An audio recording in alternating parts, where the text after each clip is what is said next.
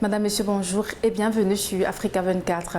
Dans ce nouveau numéro de décryptage, nous recevons son Excellence Cyril Ramaphosa, le président en exercice de l'Union africaine et par ailleurs président de l'Afrique du Sud. Avec lui, nous parlerons de la réconciliation en Libye, de la zone de libre-échange continentale et de la paix sur le continent. Monsieur le Président, l'Afrique est confrontée à plusieurs défis pour améliorer le bien-être de ses populations, notamment dans le cadre de la mise en œuvre de l'agenda 2063 de l'Union africaine. Des défis qui nécessitent une mobilisation importante des ressources. Quelles solutions de financement s'offrent à vous?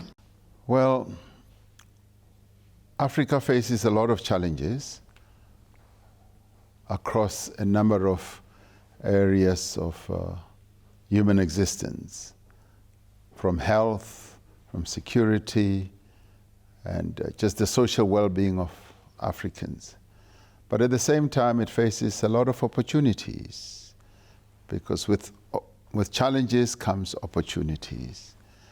And obviously, having crafted Agenda 2063, the leaders of the continent decided that Africa needs to develop, it needs to address its challenges, and it needs to take up all the opportunities that are open to it, from developing the human capital of the continent, developing infrastructure, improving the livelihoods of the people of the continent, improving the livelihoods of women and children on our continent, and improving the economies of our continent. And to this end, as we take up the opportunities, funding can be sought and is available for a number of projects. On infrastructure, no doubt, we require billions and billions. But we're also fortunate that with the identified projects that we are working on from an African perspective, a number of funders have come to the fore because they see that Africa is a growing continent and all these projects are fundable and they're bankable, and Africa is going to be developing through this huge infrastructure build. So money, in the end, much as it may look like it's a big challenge, it is available for the right projects, and that's what we're focusing on. Quelle est la principale clé pour résoudre le problème et les conflits en Libye? Comment l'Union africaine va-t-elle résoudre le problème des interférences militaires et politiques avec les pays occidentaux dans ce continent? The African Union decided that Africa must take the lead in resolving the problem of Libya, because Libya is an African country and we already have a slogan and a belief that says African problems require African solutions. And we also say that we would like those who are outside of our continent to allow space for the African Union to resolve the problems of our continent, because we are fully capable of resolving our problems. And as it is now, President Sassou Nguesso has been chosen by the African Union to head the high-level committee, but also the contact group, to ensure that there is peace in Libya. And we've just held a very successful meeting where countries that are part of the contact group, which is Chad, Congo-Brazzaville, Egypt, Algeria, and South Africa, have been involved in discussions, and we've come up with a clear roadmap on what should happen in Libya. Firstly, we want a ceasefire. Ceasefire must immediately be put in place so that the warring parties agree to a ceasefire.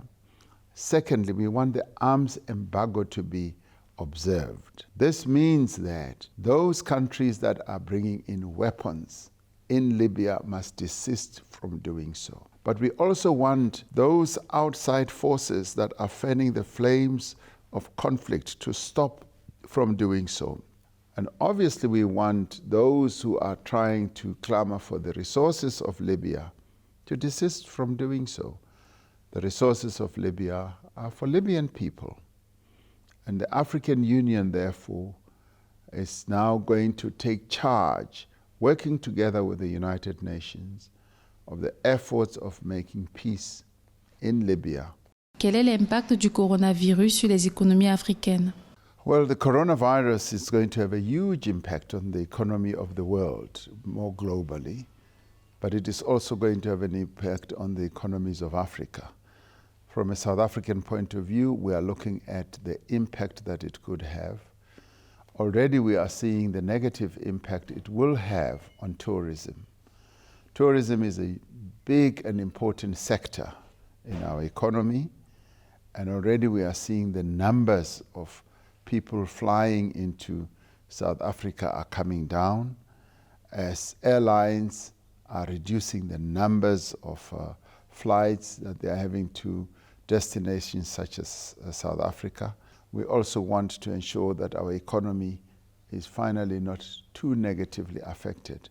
But we know it will be negatively affected because all economies in the world are going to be negatively affected because economies are driven by people-to-people contact, by business-to-business contact, and with coronavirus that is going to have a negative impact on that. But economies must always try to protect, obviously, their own economies, but we also want to protect the people of South Africa against coronavirus. La zone de libre-échange continentale africaine est en cours de réalisation dans plusieurs pays africains. Cette zone pourra-t-elle faciliter le succès? Well, as we all know, the majority of the citizens of our continent are young, and they are techno-savvy. They've taken to the digital revolution like a fish takes to water. They know technology, they love technology, they work with technology, they create technological innovations.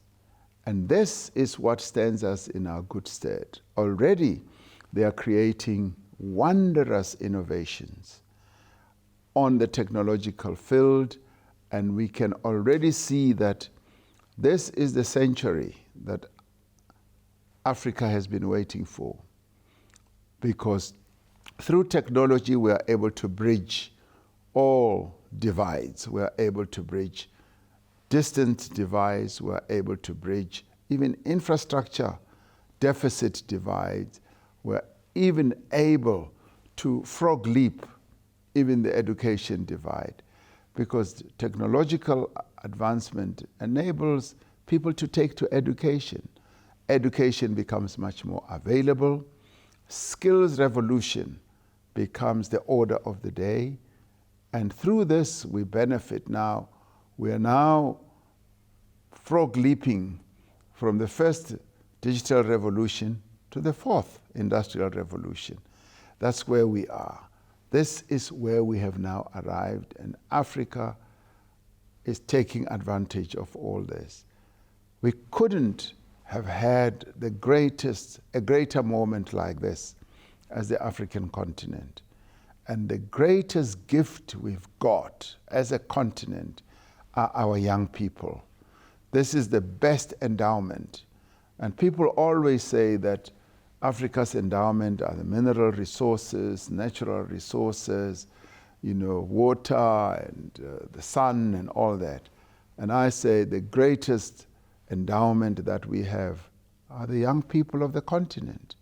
They are going to be the ones who are going to grow our economy, and they are going to take us into the stratosphere of economic development. L'Afrique doit se promouvoir dans le monde. Comment notre chaîne Africa 24, première chaîne d'information mondiale en Afrique, peut contribuer à cet objectif? Well, this is a channel that is already spreading the news about Africa around the world, and I want to see more and more of your channel spreading the good stories about Africa.